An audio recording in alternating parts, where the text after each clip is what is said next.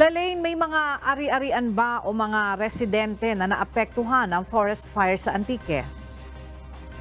Ayon sa Bureau of Fire Protection Antique, walang ari-arian o anumang mga resident o sino mga residente ang nasaktan o nasawi dito sa nangyaring forest fire dyan sa bahagi ng Anini. Ayon sa BFP, nasa 1 kilometro ang layo nitong mga sunog sa residential areas.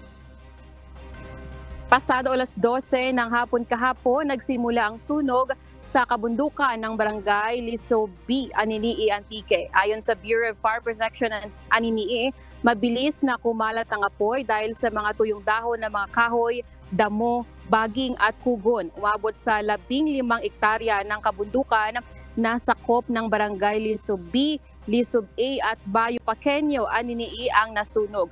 Pahirapan ang pag-apula ng apoy dahil sa matarik na parte ng bukid nangyari ang forest fire. Hindi rin makakapasok ang anumang sasakyan o maaabot ng hose ng bombero, kaya mano-mano ang pagbuhat ng mga balde ng tubig paakyat.